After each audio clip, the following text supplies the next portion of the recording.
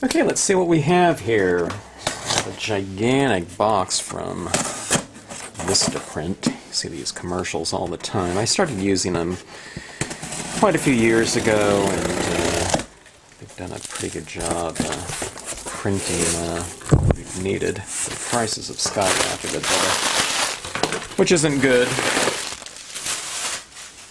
But I know them pretty well, and I still choose to use them, so I have a lot of different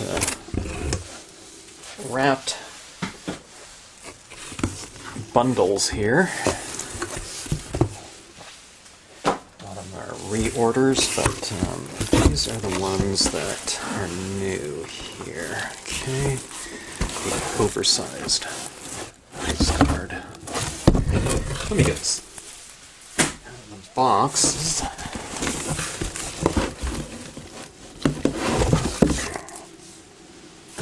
If you ever get anything from Vistaprint, you always want to wait till 50% off, not 20% off. Okay, let's see what we have here. First one is these flyers here. This is of a scene that I did quite a few years ago for someone that organized a postcard kind of challenge using Stampscapes stamps. This is the original is an 8.5 by 11 and was one of the kind of most extensive scenes that I've ever done, just in terms of the layering of it. Look at this. This is a big kind of I don't know what degree, but a very angled, slanting cliff here full of trees and pines, and you have the autumn kind of colors down here, and you also have it kind of throughout this cliffside here in the bushes and things like this. I had done some hiking out in Maine during a workshop and demonstration trip, and I don't know, it left an impression on me. I love Maine, and I need to go back there at some point in time during the fall color season. But I don't know, this kind of reminds me of, there are some hikes in Acadia National Park that look just like that, and when you get up here into these areas, there is no one up there, and you have this, you feel like you get this entire park to yourself, even in what they call full color. Anyway, okay, let's see what we have here. These are the postcards that I've been waiting for to get some of our new stamps, new stamp lines underway. Okay. And these are just some of the new inserts for them. Kind of boring as far as a postcard goes, just black and white, but this will be one of the sets here. Let me see, let me change the exposure of my camera going right now. Okay, that's a little better. But this is the bird set. A lot of water birds, as you can see. Do a lot of water scenes. This could be used anywhere. I just did a scene using these two today, the Flock Silhouette and Flock Silhouette Small. Anyways, I should go over and double check these. I already kind of double checked all the codes, but I need to do that again. I don't know. It's a good time to do it before you get these things printed up, but anyways. Nature set number 20, the bird set. Okay. Let's see this next one. These will be out, I don't know, 1 or 2 weeks, I would think, from now. We're getting close. My rubber guy is waiting on what they call matrix boards, and those boards are the things that they create the molds from the magnesium master etchings. The canine set. I always wanted a kind of a set of wild dogs. There's nothing that says kind of the wild more than wild dogs and wolves. And this set will provide hopefully some nice dramatic scenes. This one's horse, dog, and man. Coyote. I see coyotes all over the place out in nature. I see them kind of in urban environments sometimes too.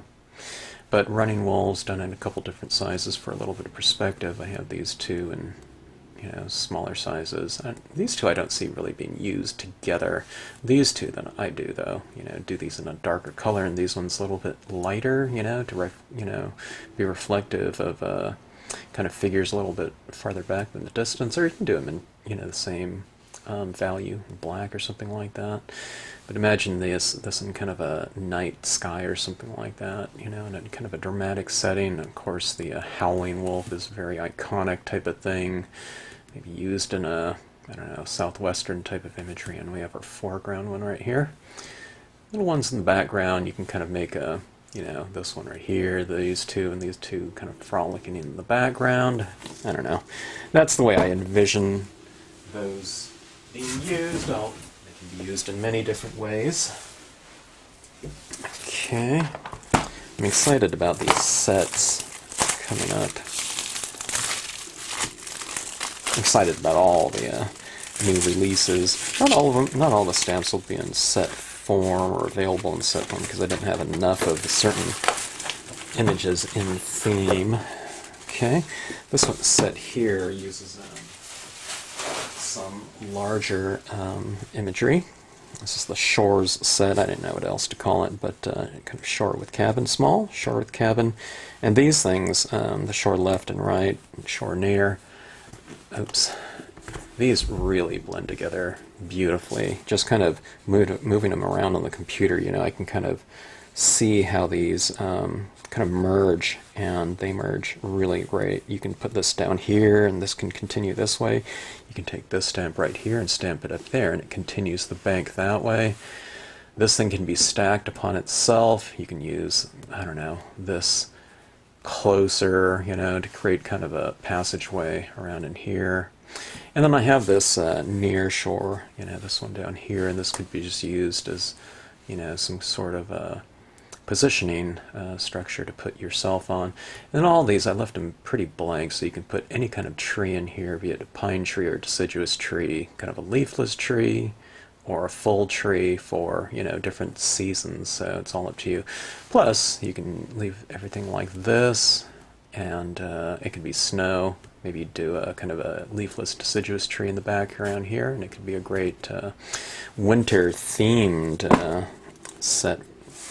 I always like those types of scenes that kind of convey this kind of cozy type of thing, and I envision myself stamping that one out and using a little bit of pigment ink out of the chimney to represent, you know, kind of a fire going in that that cabin. And I put a little stack of logs on the side of the cabin to, you know, for that fireplace. Okay, this one's one that I've already done in 3 different videos, but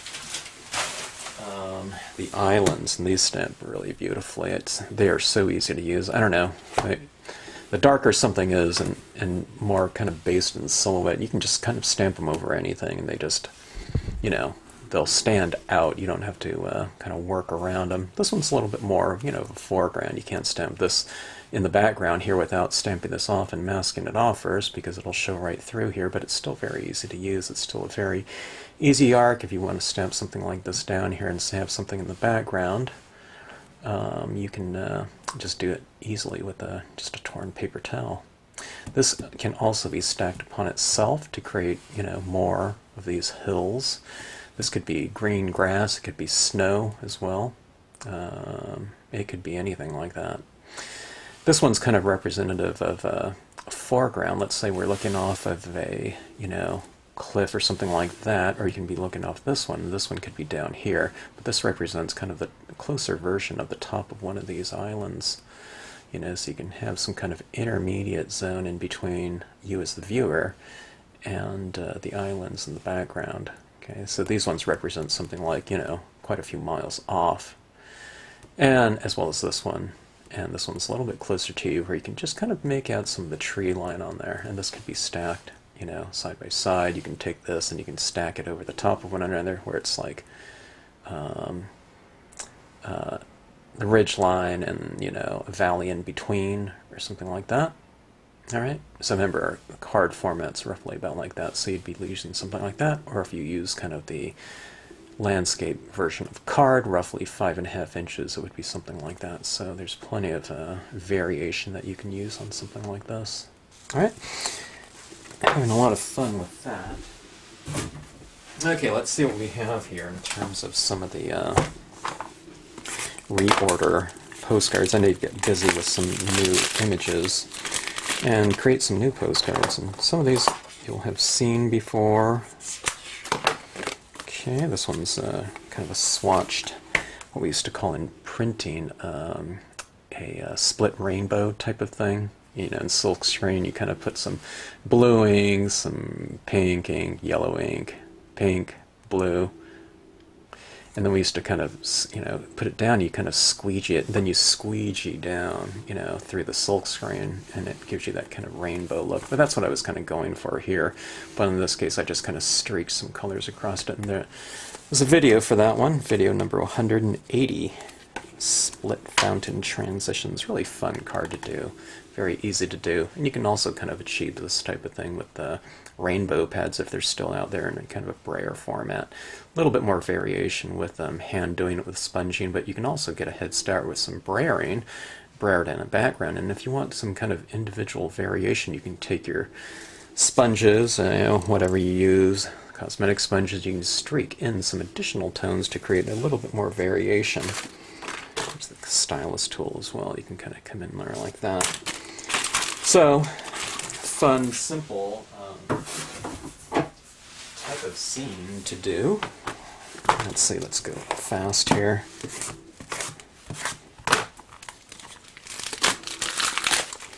And we send out these idea cards. It's a lot of them, whatever ones I happen to have kind of at the time, we send out. There's no kind of series that I just kind of do. I just kind of, if I haven't had a postcard in a while and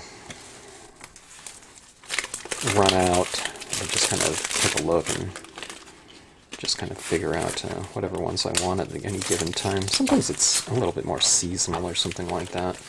Okay, this one was a scene that I had a lot of fun doing. I learned a lot.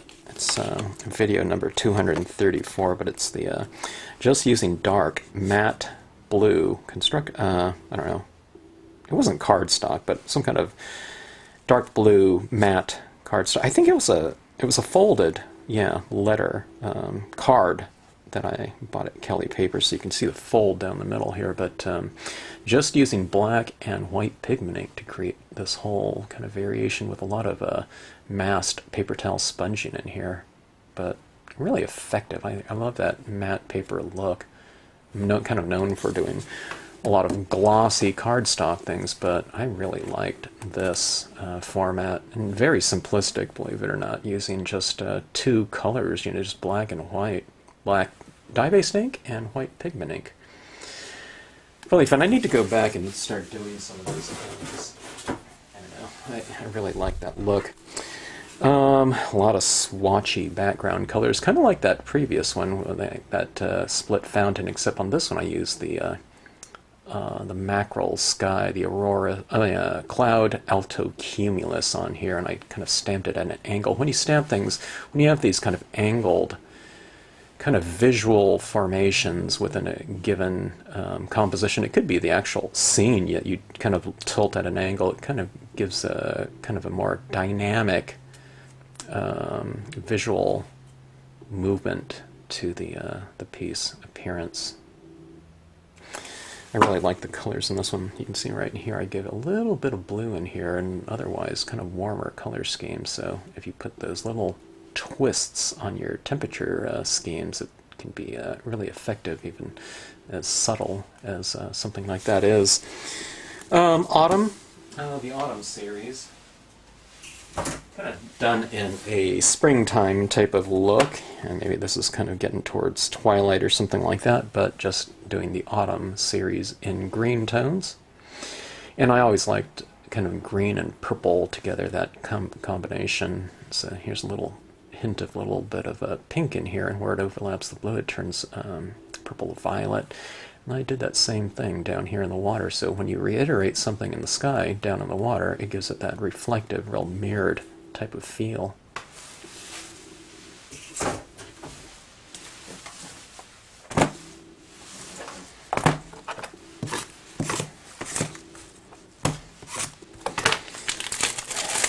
I hope I don't cut my hand when doing this, especially in a video. Okay.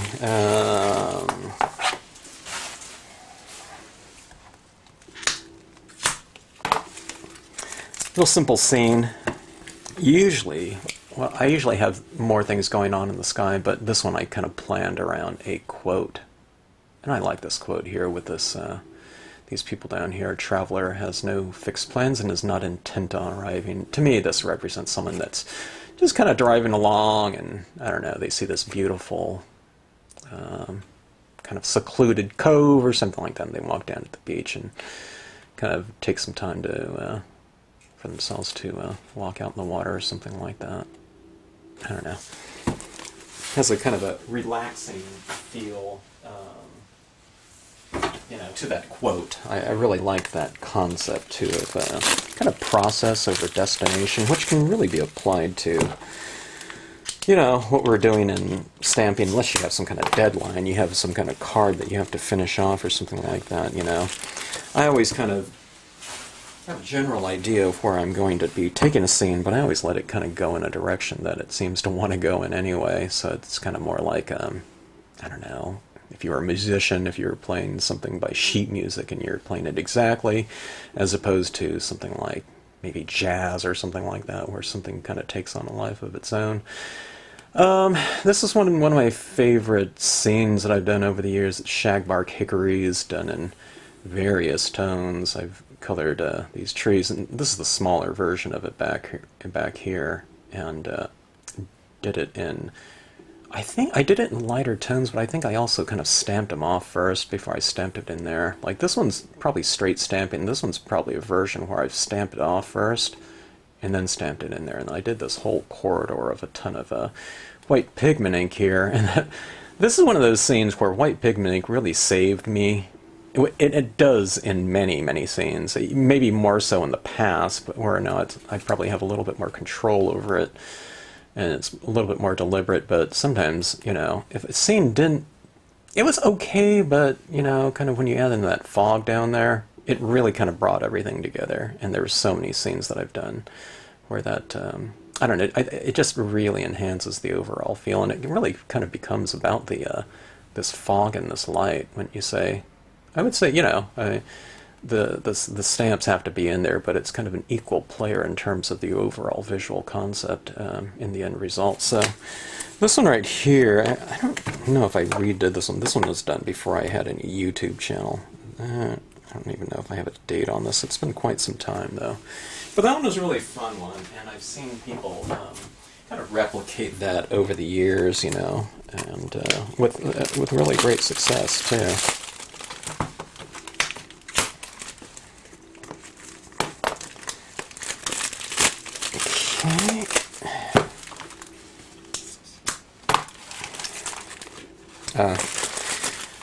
Simple monochromatics. Look how effective that is sometimes, you know, just to do a little bit of a tonal composition, you know, based on grays and black. Moonlight is sculpture. But, I don't know, you take you know, these different clouds in here, and it takes on this kind of, I don't know, kind of sculptural form. And you can see the touches of the pigment ink in here. You can see where there's no pigment ink, and you can see that kind of that haze developing in certain areas around the moon right here. And then on here, on a couple of these trees down here, the leafless pine, I just put a little bit of white pigment ink on there to represent, you know, these trees reflecting that moonlight on them. So it gives them a little bit of dimension.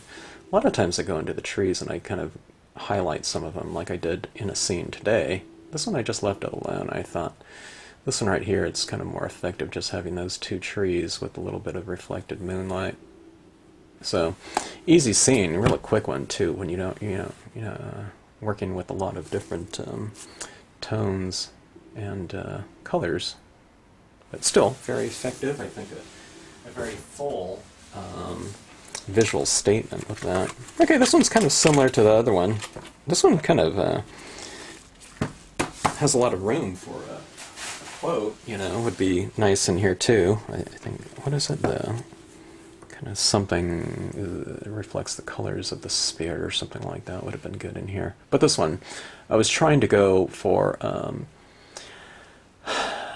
my version of a photograph that someone sent me and said, hey, can you do something like this? And I didn't really get it because I don't know, I didn't have the colors that were in that photograph. But like I said, this was kind of taken on a life of its own in terms of the colors. The colors like down here and right in here didn't reflect the colors of that photograph. But I think it captured the spirit of the photograph, kind of, but maybe just not the, the actual colors and color saturation, to be more specific, of the photograph. But I think it looks pretty good.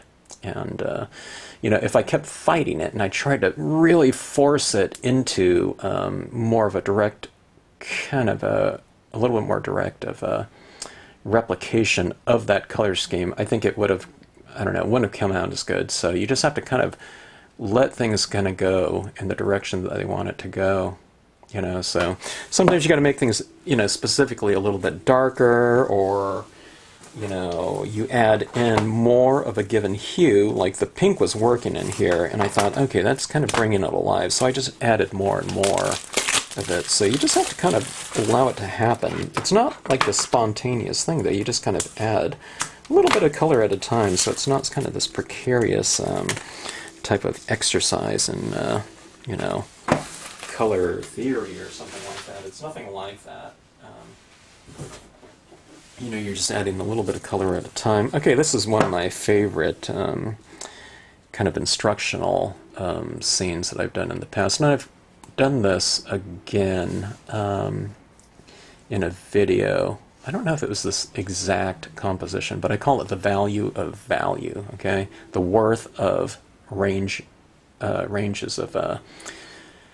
of hue over certain objects, okay? So the main point of this one, this was on a website, and I don't think it's listed here anymore, but the website's down in the past. But anyways, you have sky, mountain, cabin, and grass. Those are the 1, 2, 3, 4 main areas of the scene, okay?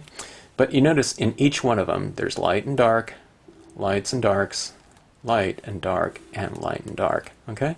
And if you do something like that, if you vary your, given areas within a scene and have kind of a range of values, it can kind of all add up to kind of a more rich overall space. There's variations that are happening within the scene, okay? So if I colored that cabin, the same, if I just saw this as one shape and one flat shape, that same brown would be up here. It wouldn't look so dimensional, and that's the same thing that goes for things like this. And that's one of the things that people kind of have to kind of get used to if they haven't done kind of scenic stamping before.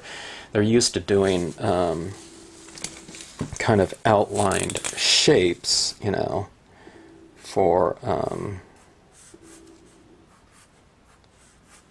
their pieces. So they might see something like this, and they'll see it as something to color in uniformly. Sometimes people, add a little bit of variation. They'll add a little bit of darkness around it, but they're not used to seeing, like, envisioning those objects in space, okay? Or like this grass here, they would color this area the same tone of green, okay? Now that being said, that is not an easier way to do it. Okay, so if I colored this whole cabin all the same brown, it would mean that I did more coloring than I did here, right?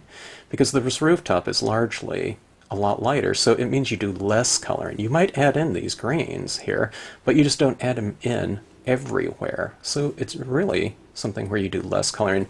It's a little bit more thought that goes into it, but these designs are darker in some areas than others, so all you have to do is look at the designs and then just reiterate the shading.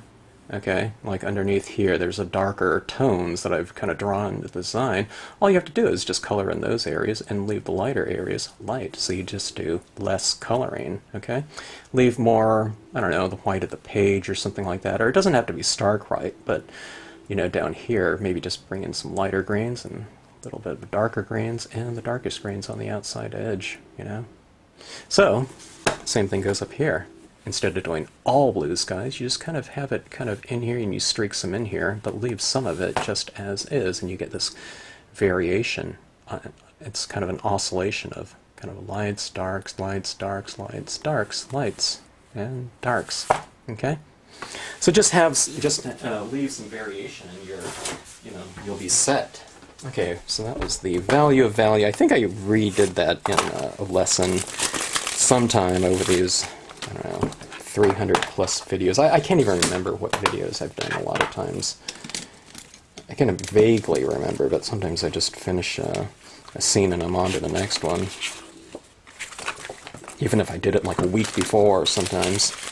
Okay, this one right here is kind of similar to, well, a little bit to like something like this, but it's the opposite though. But see, where I've kind of stamped this out on a black matte piece of paper. Really simple to do, and then I've added some stars in here, but see these little highlights on my pigment ink white applications. The pigment ink looks a little bit more gray, but see where I've added those where it's lighter on some of these branches? That's the same thing that I did here, okay? But look what it looks like on matte paper. That being said, you can do this type of scene on any, I would recommend, you know, kind of darker matte papers, and it's kind of a really effective way of using the stamps. Kind of for, I don't know, it gives me kind of a wintry type of feel when you do it that way. Dark blue looks really good, but I don't know, purples, dark greens, red would be really dramatic, and kind of white impressions, and then with white gel pen embellishments on there would look really fun. And this is a little bit of pigment ink, just kind of tapped around one of those dots, and it goes really well with the quote stamp here, Starlight, Star Bright, first star I see tonight. Okay.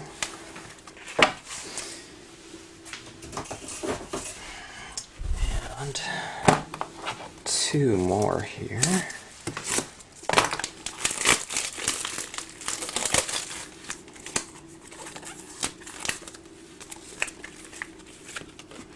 This is video 215. Nature does not hurry. Oh, okay. This one right here was I usually fill in everything, as you noticed, you know, in those other postcards, but this one's just one. This is actually the shagbark hickory that I had in the that other scene with all that, you know, frosty looking white through the trees. But I wanted to just do some types of scenes that kind of feature the designs, kind of in a, I don't know, it's kind of a more, kind of a storybook type of book or something like that, like illustrations. And I really like the look of this. It's really simple. What do you have? 4 designs. I could have used those same trees back here, but these ones just happen to be the smaller sizes. I need to do more of these types of scenes because it really focuses on the images, and I kind of like that look. You know, if you ever saw those old kind of Winnie the Pooh animated cartoons, I love that, where, you know, they're kind of flipping the pages, you know, and you get down to that new page and there's kind of text and writing on the pages, but I really like that look. This is kind of, I don't know, it gives me that kind of that, I don't know, there's a simple charm, I guess, to something like that look, and it gives the scenes a little bit of a different feel. Okay. Another quote stamp right here. Dreams are like stars. You may never touch them, but if you follow them, they will lead you to your destiny. Just a real kind of simple background here with the cloud cumulus. And this is the star cluster in here, but the thing that for me about this one here, is there was a lot of fun. There's a lot of textures that are in the star cluster inherently, but by the time I run in all these blues and pink tones in here and purple, I've gone back in and I bought this set of gel pens, multicolored, really cheap too.